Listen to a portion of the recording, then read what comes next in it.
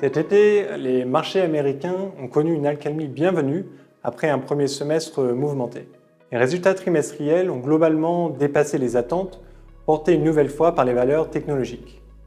Pour le troisième trimestre consécutif, la croissance des profits des grandes entreprises américaines a franchi la barre des 10%, un rythme nettement supérieur à celui de l'Europe, où elle s'est limitée à un peu plus de 4% sur la période. À ces bons résultats se sont ajoutés deux soutiens importants, la prolongation des baisses d'impôts de 2017 et les récents accords commerciaux sur les droits de douane. Résultat, les indices américains ont signé de nouveaux records historiques.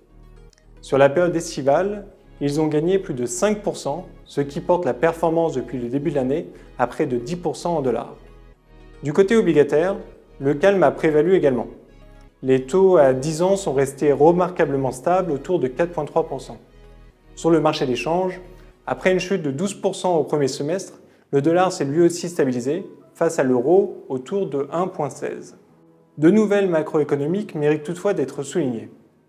D'abord, l'emploi américain montre des signes d'essoufflement.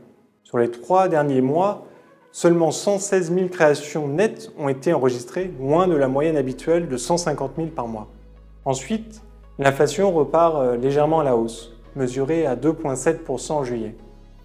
La hausse des droits de douane renchérit les importations, obligeant les entreprises américaines à relever leurs prix pour préserver leurs marges. Walmart, numéro 1 de la grande distribution aux États-Unis, a d'ailleurs averti que l'impact réel de cette hausse des coûts restait encore à venir.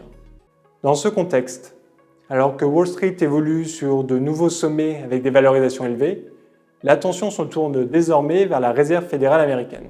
Lors du symposium de Jackson Hole, son président Jerome Powell a reconnu que la balance des risques avait commencé à basculer.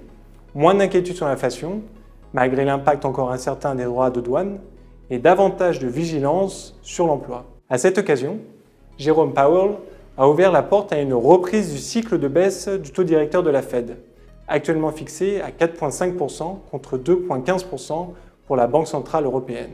Ce taux est déterminant, car il influence directement le coût du crédit pour les ménages et les entreprises. Plusieurs baisses consécutives d'ici la fin de l'année offriraient ainsi un soutien supplémentaire aux actions américaines et prolongeraient peut-être ce que l'on pourrait appeler un véritable été indien pour les investisseurs.